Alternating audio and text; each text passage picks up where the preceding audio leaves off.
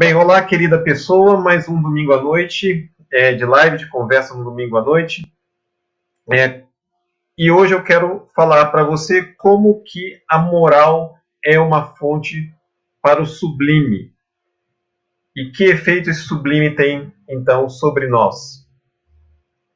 Então, meu objetivo hoje é mostrar que a moral também é uma fonte do sublime. Aproveite para compartilhar o link se você tiver lembrança de alguém que possa curtir essa live. Lembre de dar o like para a gente sinalizar aí para a máquina que esse assunto tem público, que existe interesse em torno desse assunto. E você pode, se você já está inscrito no canal, encorajar alguém para que se inscreva no canal. Quando eu estava preparando a conversa de hoje, que trata sobre o efeito do sublime, eu percebi que eu estava também fazendo um exercício de autoconhecimento. Porque eu não tinha nomeado antes para mim que alguns interesses que eu tenho, que algumas atitudes que eu tenho, eram ou são de buscar a experiência com o sublime. Eu lembro que desde pequeno, desde talvez 8 anos de idade, eu tenho memória disso, eu gosto de olhar o pôr do sol. E nessa época de seca, então, o pôr do sol é maravilhoso, né? A poeira no ar torna o sol mais rubro, como eu chamava, como sempre gostei de pensar. Não dizia vermelho, dizia o sol rubro, né? Então, eu sempre gostei muito de olhar o pôr do sol. Aquilo gerava uma sensação muito boa em mim. Uma outra coisa que eu sinto muito falta por viver aqui em Brasília, eu sinto falta de montanhas elevadas. Eu lembro quando eu passei uma temporada, foi um mês no Chile, em Santiago, e eu achava sensacional aquela chance de poder olhar numa tal direção e ver aquela massa de montanhas, aquela massa enorme, elevada, e era uma sensação muito especial que eu tinha também, olhar algo monumental. Assim como também eu sinto quando eu vejo alguma arquitetura, alguma construção, alguma edificação que tem um desenho arrojado, bonito, clássico e enorme. Eu lembro que meu querido amigo Tiago certa vez me emprestou um livro bem grosso com diversas fotos de bibliotecas ao redor do mundo.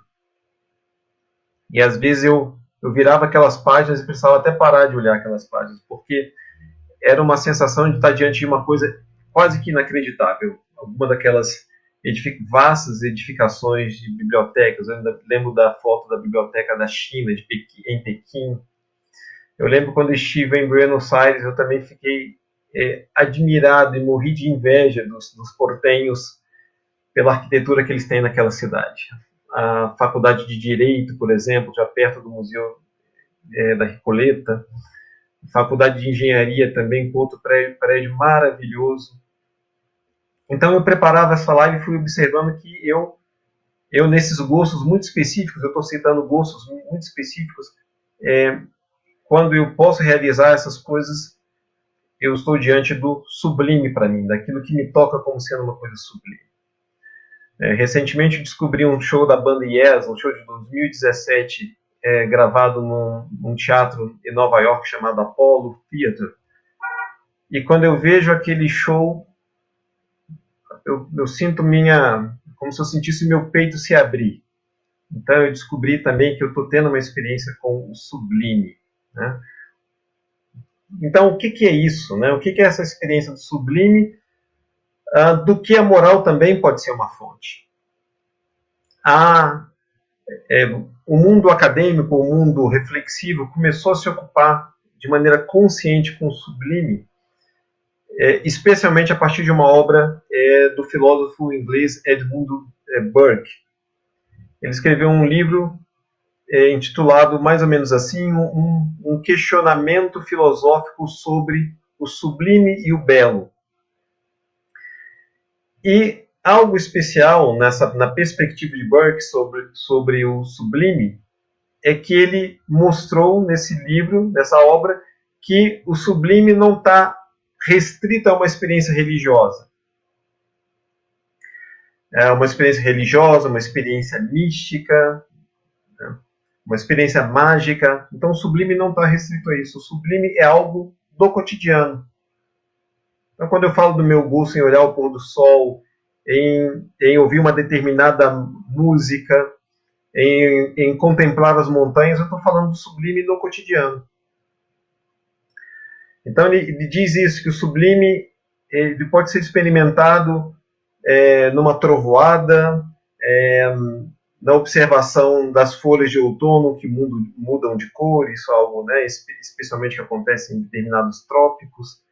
E, muito importante, o sublime também pode ser sentido quando testemunhamos uma boa ação, quando testemunhamos, por exemplo, um ato de generosidade, quando alguém ajuda alguém, quando alguém se presta a apoiar alguém, a ajudar alguém.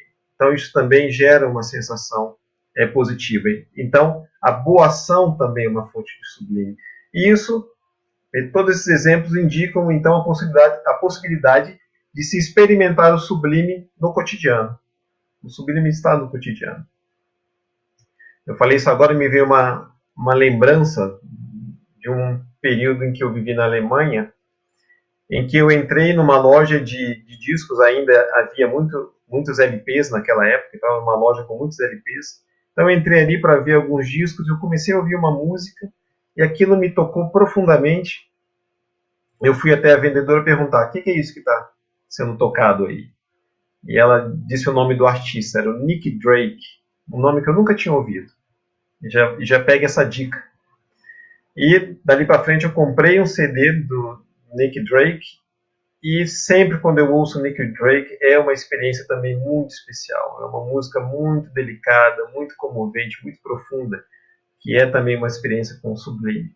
Então é possível deparar com o sublime no nosso cotidiano. E essa obra do Burke foi muito importante para tratar disso.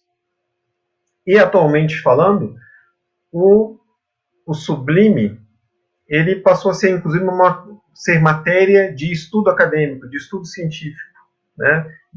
De um estudo acadêmico científico mais sistemático, para além daquilo que fez o Burke apenas o ponto de vista filosófico.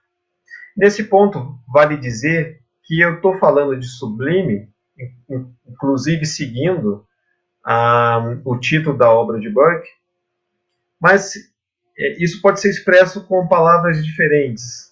E eu confesso que não é muito fácil encontrar talvez a melhor palavra em português, né? Em inglês a palavra soa como ou, e ela seria traduzida diretamente como reverência. Então, um senso de reverência.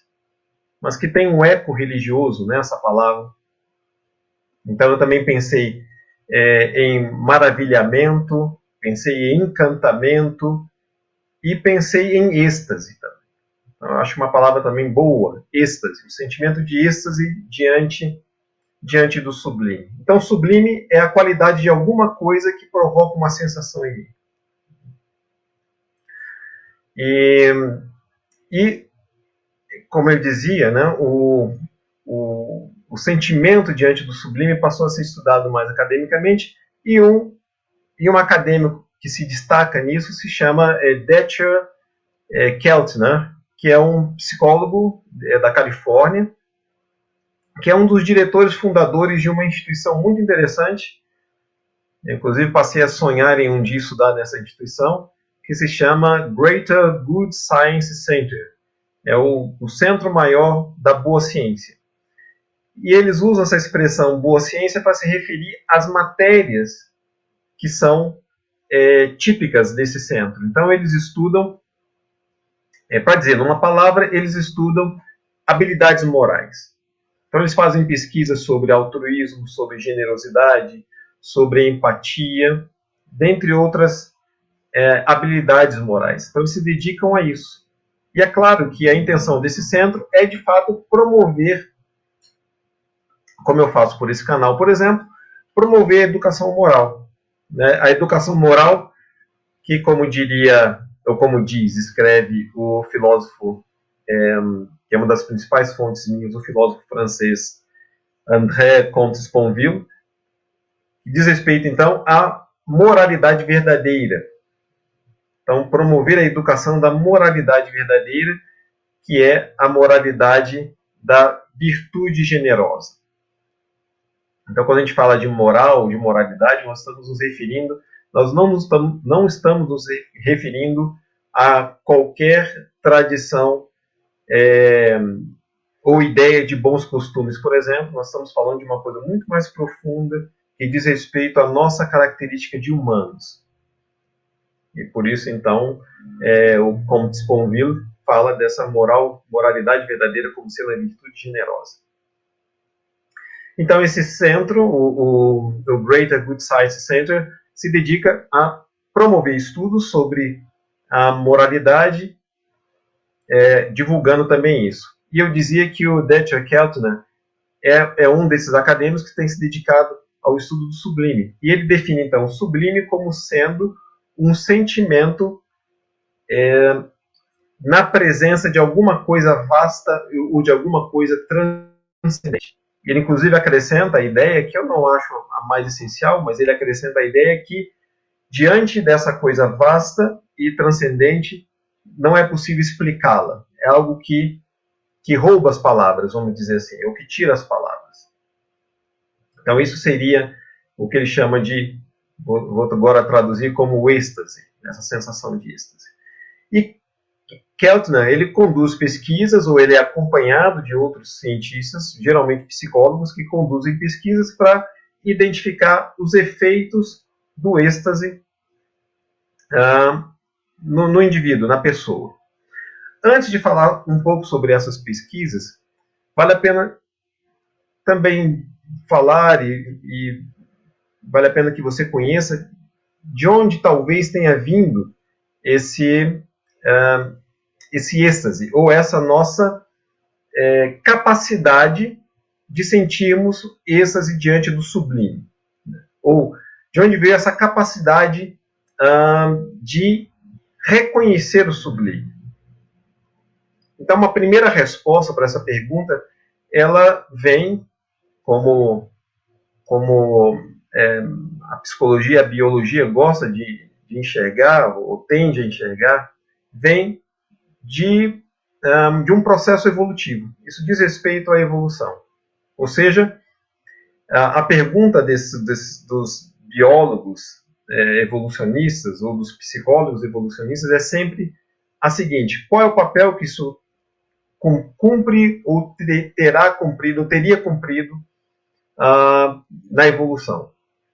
Então, no caso dessa sensação do sublime ou do êxtase, o papel teria sido o de fazer com que os indivíduos extrapolassem os limites do seu egoísmo no sentido da autopreservação. Então, é literalmente natural que os indivíduos busquem o seu próprio interesse, porque isso está associado à autopreservação ou ao interesse de sobreviver, ou ao impulso de sobreviver. Esse impulso de sobreviver gera, é claro, uma dinâmica egoísta na mente, nos sentimentos do indivíduo. Todos nós, vou dizer assim, padecemos disso. E quando isso ainda naturalmente se expande para o próprio círculo familiar. Né? No caso dos pais, se expande para as suas crias, né? Porque há aí um vínculo natural, a consanguinidade, que leva a isso, que gera esse impulso de uma doação para as próprias crias. Mas, se certas habilidades morais se reduzissem ao círculo familiar, isso certamente seria um problema para a vida em grupo, que é uma característica fundamental da espécie humana, como de outras espécies de primatas e também de outras espécies de mamíferos. Né? Então, nós somos essencialmente seres sociais. É nisso, inclusive, que se faz a nossa grande superioridade, inclusive cognitiva, que é a nossa habilidade de aprender uns com os outros. Mas então, no que diz respeito ao êxtase diante do sublime, ele ocorreu, ou ele teve a função de fazer com que esses indivíduos que experimentaram inicialmente essa sensação diante do sublime, pudessem ir além dos interesses do grupo mais imediato, da família, e pudessem também olhar para o grupo maior, pudessem se dedicar ao grupo maior, extrapolando esses limites do egoísmo, pudessem então ter a capacidade de empatia e de altruísmo para além da família imediata e tivesse essa sensação ou essa postura, né, empática e altruísta em relação ao grupo também, de modo que o êxtase viabilizou a cooperação dos grupos. Então essa é a hipótese evolucionista que explica o surgimento do êxtase. Né? Então o êxtase foi uma espécie de impulso da mente, né? No caso da mente humana, para que ela pudesse favorecer a sobrevivência nas circunstâncias de grupo. Então a vida em grupo é muito importante para a divisão de trabalho e também para a própria segurança, para compartilhar as tarefas de segurança. Então isso favorece a vida, para além, né, da ética de cuidado que também é compartilhada numa vida em grupo. E no caso, mesmo no presente, a psicologia explica o êxtase diante do sublime como sendo uma espécie de uma chave que vai liberar a mente para ela se tornar mais curiosa, para ela se tornar mais sensível também ao pensamento abstrato. De modo que o êxtase ele expande a mente, é uma forma de expandir a mente. Então seria uma função imediata no indivíduo para essa experiência, o que essa experiência então gera. E isso, é claro, também vai levar, como se deu evolutivamente, vai levar o indivíduo a se predispor para o que se chama de comportamento pró-social, que é esse comportamento onde se considera o grupo, né? E o indivíduo vai para além de pensar o si mesmo. E aí sim, se chega a essas hipóteses porque alguns experimentos justamente são feitos lá pelo grupo do psicólogo de Berkeley, que atua naquele centro que eu mencionei, Detcher Keltner. E há 3 estudos que podem ser mencionados. Né? O primeiro estudo organizou uma situação, ou fala de uma situação em que um grupo de pessoas instado a preencher uma lacuna que começa pela frase eu sou. Então ela recebe, né, isso no papel e precisa completar. Eu sou tal coisa, algo. Quem? Não sei. Quais são as tantas possibilidades dessa frase ser completada. Mas isso se deu em duas circunstâncias.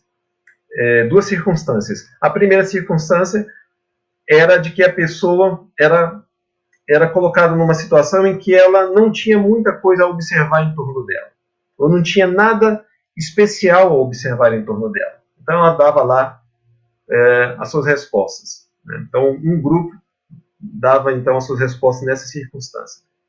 E a outra circunstância era aquela em que o grupo fazia essa tarefa diante de um imenso esqueleto de um Tiranossauro Rex.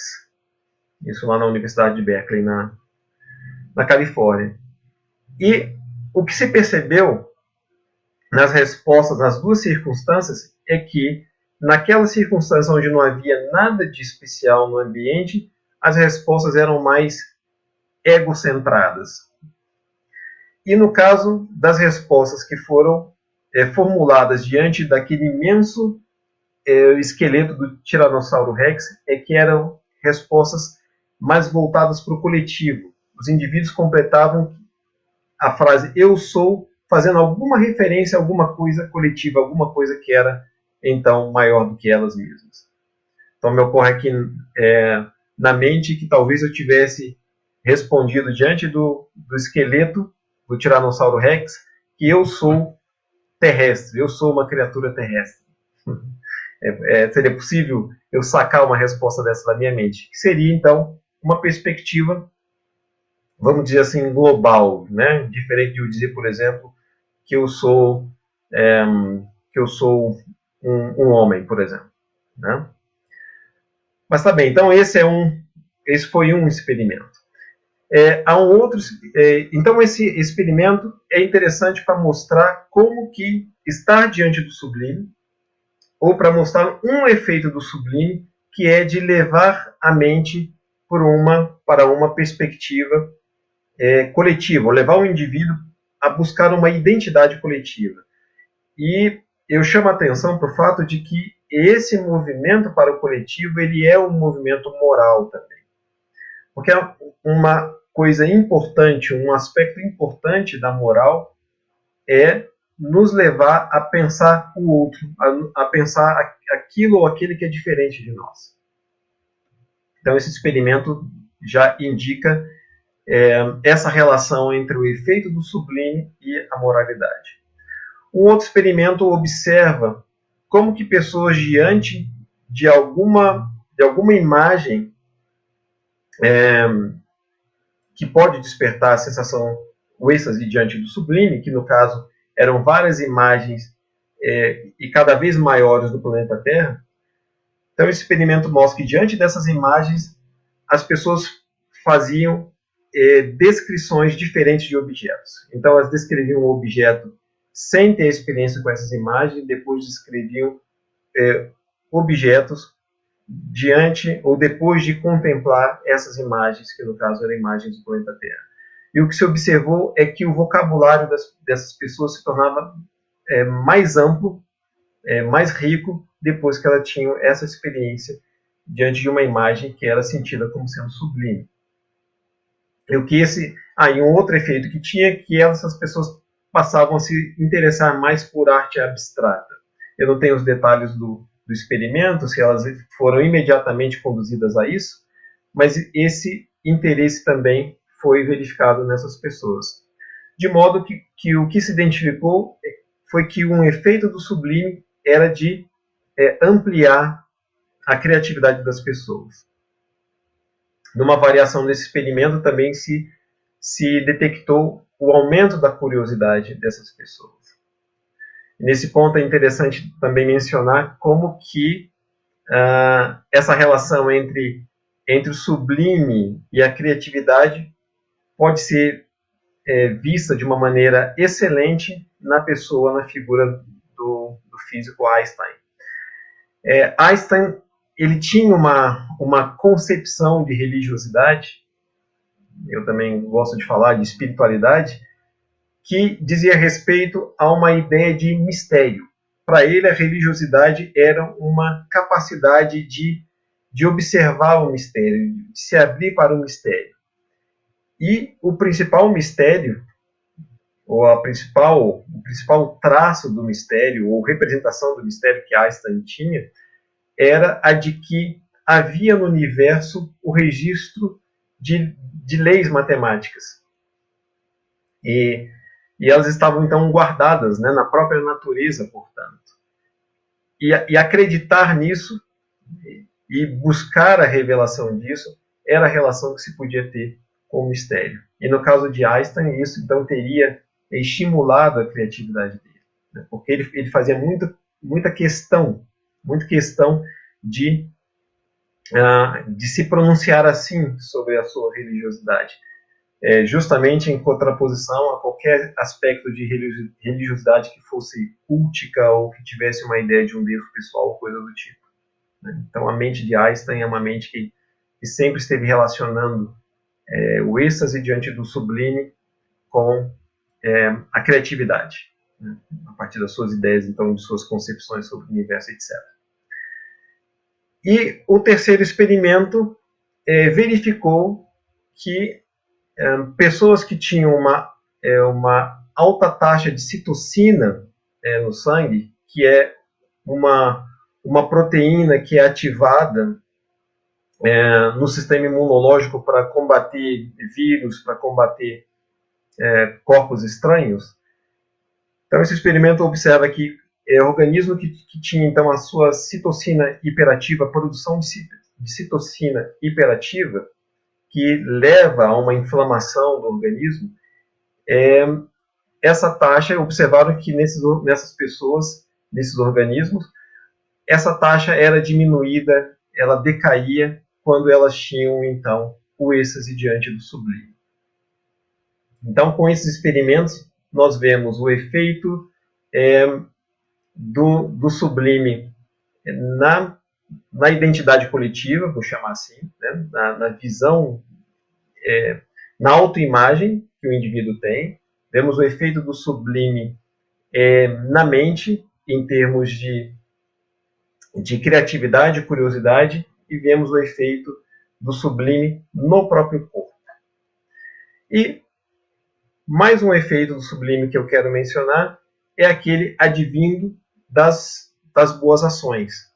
Então, as boas ações, as ações de generosidade, de compaixão também, elas também geram esse êxtase diante do sublime. E aí um colega do psicólogo Dieter Keltner, que é o John Haidt, que é um outro psicólogo, um psicólogo que há muito tempo se dedica a estudar a moralidade propriamente. Keltner se dedica atualmente a estudar justamente o êxtase diante do sublime.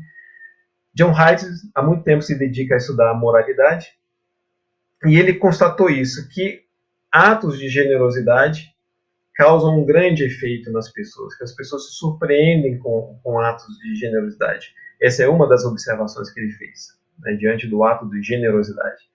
Então, as pessoas se surpreendem diante da generosidade, as pessoas se encantam diante da generosidade, e ele constatou que, além disso gerar uma alegria, uma satisfação nas pessoas, muitas se sentem incentivadas a também praticarem atos de generosidade.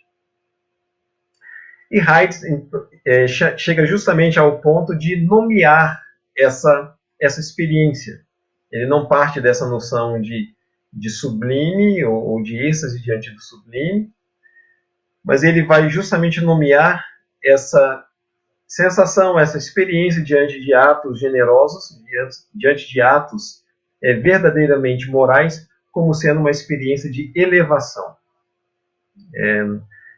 É interessante o termo que ele escolheu, não é à toa esse termo que ele escolheu, porque elevação, inclusive, se está no mesmo campo semântico de algo sublime, se nós pensarmos no sublime como sendo uma coisa muito elevada mesmo, uma coisa muito vasta, uma coisa muito grande que pode, de alguma forma, nos arrebatar ou nos extasiar. Então, eu justamente chego nesse ponto demonstrando aquilo que eu anunciei no início, de como que a moral ela é também uma fonte desse êxtase diante do sublime. Então, isso, a própria psicologia moral constata, e ela chama isso de elevação.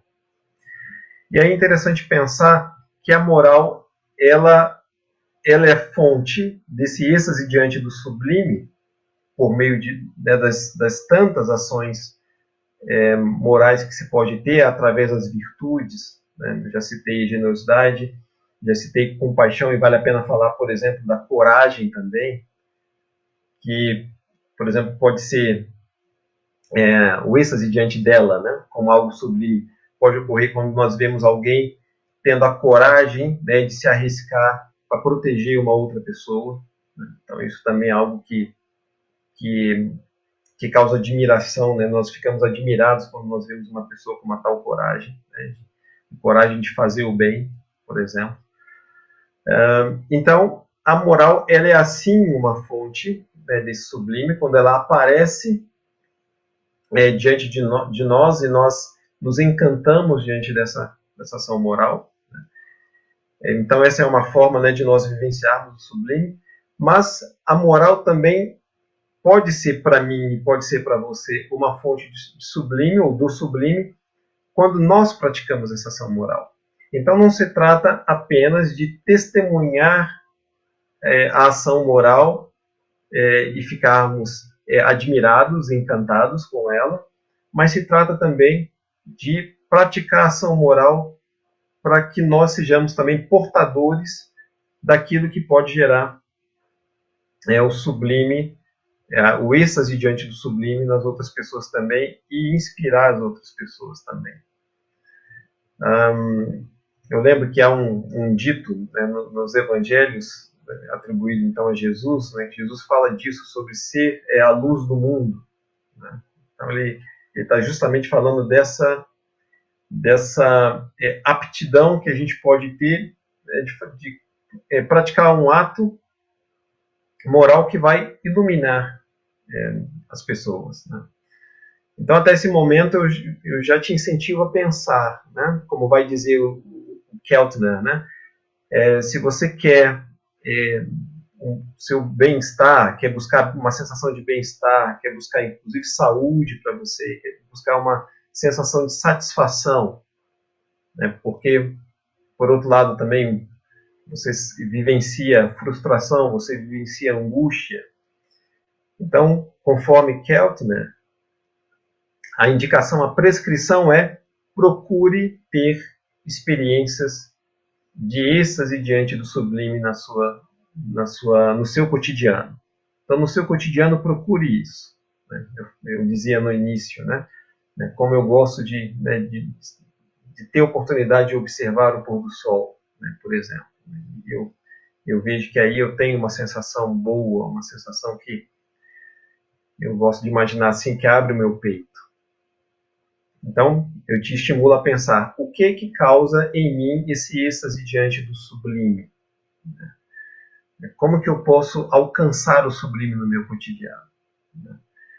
E também isso predisponha-se, né, a também ser uma fonte de sublime. A conversa sobre moral, ou a educação moral, ela traz nela embutido um desafio, né, que é o desafio de a gente ser melhor, de a gente se tornar melhor.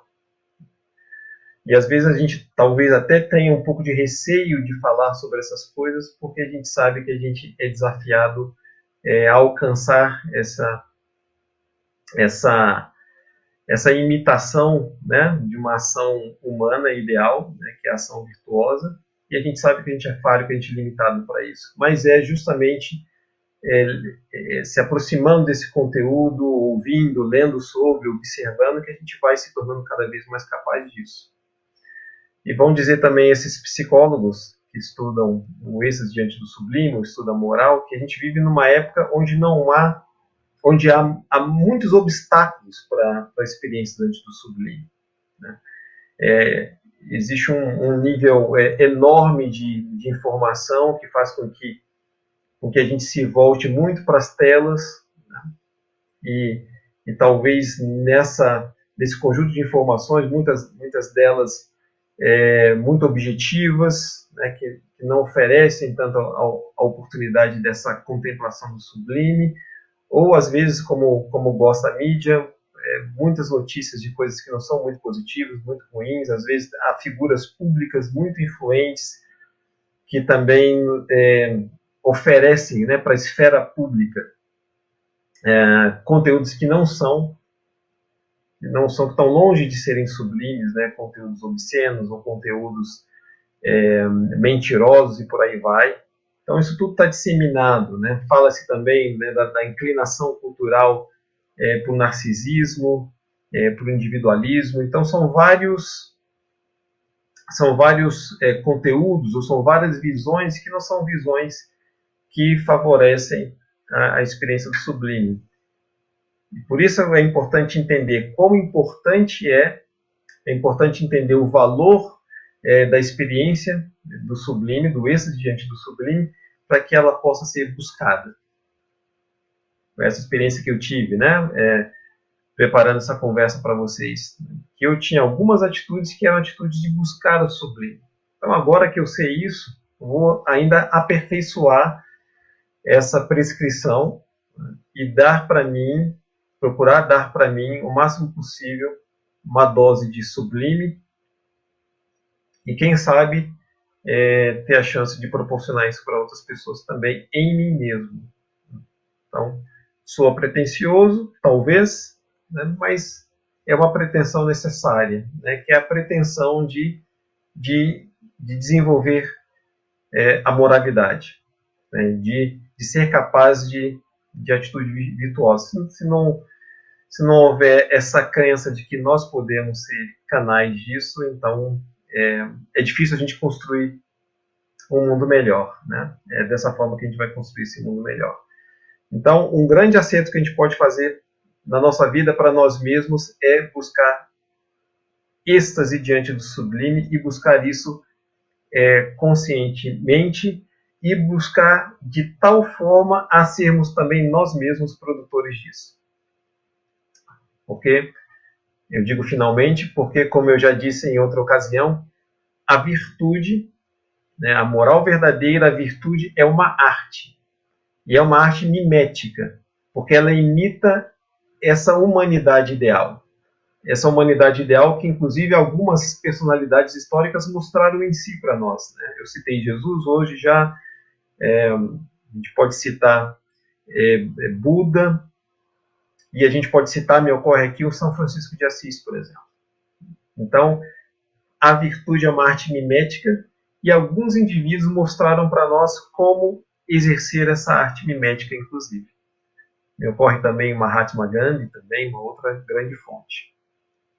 Então aí fica meu incentivo para vocês, para você, querida pessoa, de buscar o êxtase diante do sublime, porque isso vai trazer saúde para você. Vai trazer saúde física, como as pesquisas de Keltner mostram, e vai trazer para você também mais saúde para sua mente. A moral é uma fonte para o êxtase diante do sublime, e se você se expuser a isso, e se você também for canal disso, especialmente se você for canal disso, isso vai trazer também mais saúde para a sua mente. Então essa é a mensagem da conversa de hoje. Eu vi que mais pessoas chegaram, o querido Moreira também apareceu. Legal, Moreira, obrigado pela presença. Luciana, querida Luciana também. E o Denis escreveu aqui, capacidade de maravilhar-se com as coisas do nosso dia a dia. É isso, né? Eu poderia ter traduzido ou em inglês por maravilhamento. É isso mesmo, é maravilhar-se. Eu lembrei aqui de um texto que é um texto muito bonito, se você quiser fazer essa leitura, vale muito a pena, que é Cartas a um Jovem Poeta, do Rainer Maria Rilke, em que ele diz para o jovem poeta que se você não encontrar nada no seu cotidiano que possa te inspirar, então é um problema seu, no sentido de você não estar conseguindo observar a sua vida. E é isso mesmo. Então, essa capacidade de se maravilhar é algo que a gente pode desenvolver, a gente ficar atento e a gente valorizar pequenos gestos, pequenas atitudes. Né? Porque essa coisa bela, ela aparece em muitas pequenas e fugidias cenas de nosso cotidiano. Então, nos cabe também observar e captar e valorizar essas pequenas experiências. Tá bem, querida pessoa? Eu vou parando por aqui. Vou parando devagar, caso alguém queira ainda me dizer alguma coisa. E eu, de fato, eu realmente te encorajo a levar essa mensagem para você. E procurar, então, ter experiências de sublime para fazer com que o seu corpo seja um corpo mais saudável e a sua mente, as suas emoções sejam também mais saudáveis. Tá bem? Obrigado pelo coração que flutua aqui no Instagram. E tenha uma boa noite, um bom fim de domingo e um bom início de semana, querida pessoa. Um abraço e até a próxima, então. Até.